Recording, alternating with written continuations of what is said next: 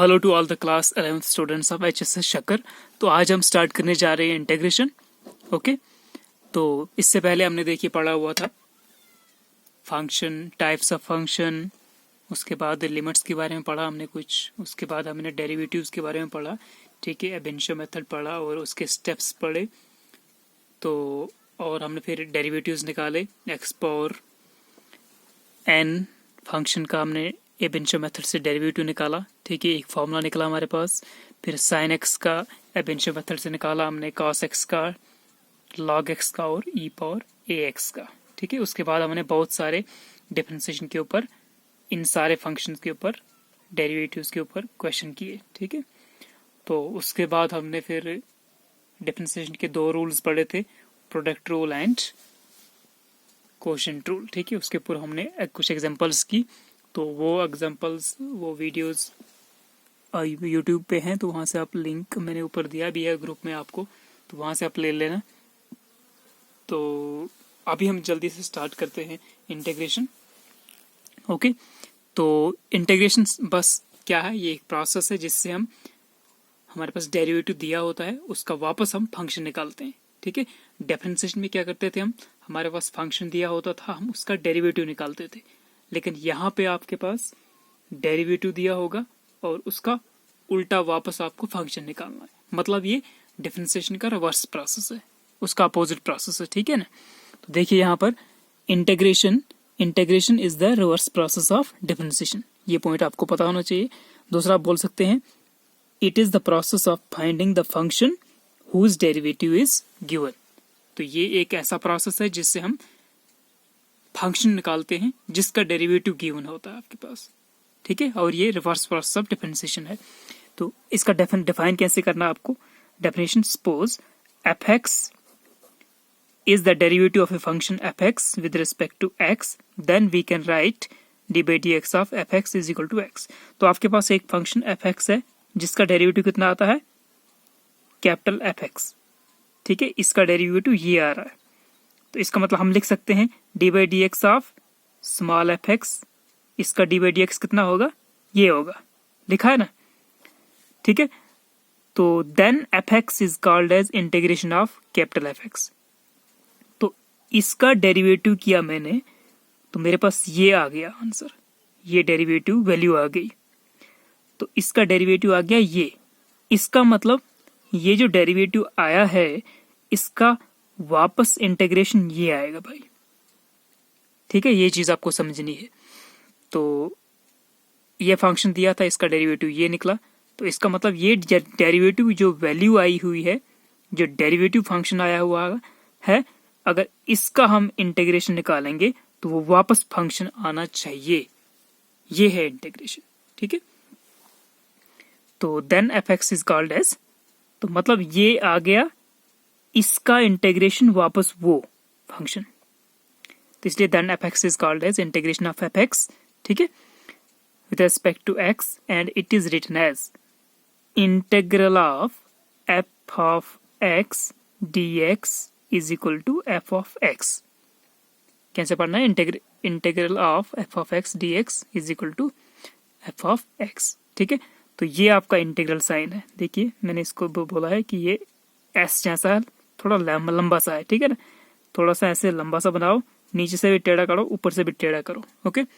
बीच में रखो, आपको जो डेरिवेटिव है उसका इंटीग्रेशन कर रहे हैं हम, इनटू dx। याद रहे आपको कि जब भी इंटीग्रेशन लिखते हैं आप, तो उसके साथ, इंटीग्रल साइन के साथ बीच में कोई फंक्शन होगा, कोई डेरिवेटिव होगा, और साथ में आपको dx मिलेगा, dy मिलेगा, इंटीग्रल, और आगे से dx, dy, dt, dz कुछ ऐसे अटैच होगा। सिर्फ अकेला इंटीग्रल साइन नहीं होता है, साथ में एक dx, dy, dz ऐसे भी होता है, ठीक है। और बीच में होता है आपका कोई, जिसका आपको इंटीग्रेशन निकालना है, वो वैल्यू यहाँ पे रखा होता है।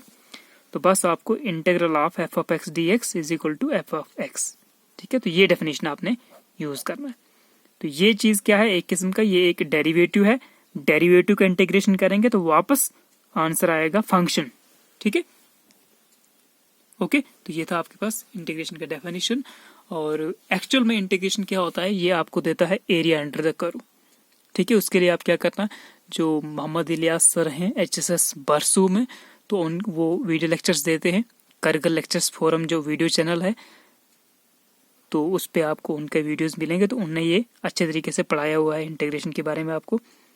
ठीक है, आप देखते हैं टाइप्स ऑफ इंटीग्रेशन। ठीक है, तो टाइप्स ऑफ इंटीग्रेशन पे चलिए आप। देखिए मैंने यहाँ पर बहुत सारे बताए हुए हैं। तो हाँ, एक और चीज़ है यहाँ पे कि ये जो एस जैसा, इसको बोलते हैं इंटीग्रल। जो अंदर होता है ना, जो डेरिवेटिव होता है जिसका हमको निकालना है इंटीग्रेशन, उसको हम इंटेग्रेंड भी बोलते हैं। क्या बोलते हैं? इंटेग्रेंड। यह है इंटीग्रल, वो है इंटेग्रेंड। ठीक है, INTEGRAND, इंटेग्रेंड। ठीक है, मतलब जिसका आपको निकालना है इंटीग्रेशन। तो जैसे आपके पास, हाँ ये मैं बता रहा था आपको कि बीच में आपको कोई दिया होगा कोई डेरिवेबल फंक्शन, उसका आपको इंटीग्रेशन, अंदर अगर फंक्शन x में होगा तो यहाँ पे dx होना चाहिए। अंदर अगर f ऑफ y होगा यानी फंक्शन y में है तो यहाँ पे आपको dy होगा। ठीक है, फंक्शन z में है तो यहाँ पे dz होगा। ठीक है, वैसे ही अगर कोई फंक्शन आपके पास t में है, t⁻10, तो यहाँ पे dt होना चाहिए। ठीक है ना, तभी इंटीग्रेशन हो पाएगा। तो इंटीग्रल साइन के साथ आपके पास dx, dy, dz, dt, d ऐसे आगे से होना चाहिए। ठीक है, खाली इंटीग्रल भी काम नहीं करेगा। तो चलिए देखते हैं टाइप्स ऑफ इंटीग्रेशन। तो इंटीग्रेशन कितने टाइप्स का? 2 टाइप्स का। एक है इनडेफिनेट इंटीग्रेशन, दूसरा है डेफिनेट इंटीग्रेशन।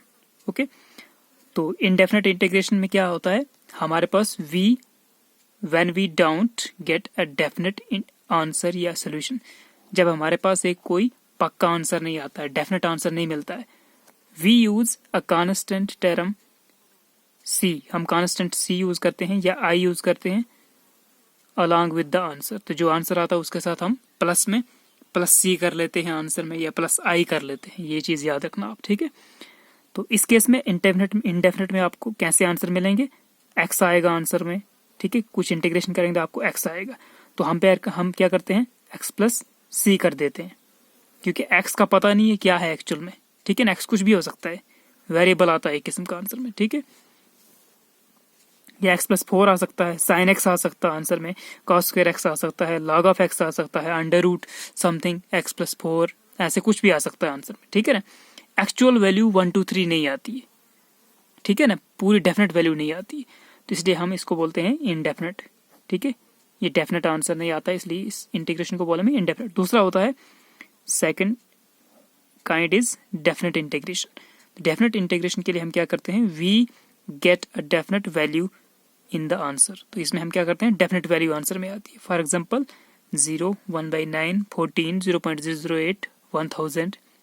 ठीक है, तो इसमें हम क्या करते हैं, इसमें हम कांस्टेंट c या i नहीं लगाते हैं। और ये कहाँ पर होता है, जैसे कोई आपको बोला है कि एक कोई फंक्शन है ऐसे, इस फंक्शन को आपको बोला है कि ऐसे ग्राफ में है फंक्शन। ठीक है, तो इसके अंडर एरिया अंडर तक करो और इसका आपने यहाँ से इंटीग्रेट करना है यहाँ तक। यहाँ पे आपको दिख रहा है x इज इक्वल टू 14, यहाँ पे आपका वैल्यू है x इज इक्वल टू 40। तो 14 से 40 तक इस फंक्शन को यहाँ से यहाँ तक इंटीग्रेट करना है। तो इस पीछे भी नहीं करना, आगे भी नहीं करना है, तो सिर्फ आपको इन लिमिट्स के बीच में बोला गया है। तो इसमें हम क्या यूज करते हैं, इसमें लिमिट्स दी होती हैं, कुछ लिमिट्स में यूज होता है। इसमें आपको जो आंसर मिलेगा वो विदाउट लिमिट होगा, कहीं से कहीं तक होगा, इसमें लिमिटेड होगा। आपको सिर्फ यहाँ से यहाँ तक की इंटीग्रेशन करना है, बाकी फंक्शन वैसे ही रहेगा। तो आपको ये आ गया लोअर लिमिट, ये आ गया अपर लिमिट। ठीक है, तो इसमें आपको जो डेफिनेट इंटीग्रेशन है आपको लिमिट्स का यूज होने वाला है। ठीक है, और ये वो वाली लिमिट्स नहीं है टेंडिंग लिमिट्स, ये जस्ट आपको वैल्यूज दी होंगी कि भाई 4 से लेकर 6 तक इंटीग्रेशन करो। ठीक है, तो ये 2 टाइप के हमारे पास इंटीग्रेशन होते हैं। इसको हम बाद में फिर से नेक्स्ट वीडियो में समझने वाले हैं। तो तब तक हम क्वेश्चन करते हैं जाकर। ठीक है, आगे ओके।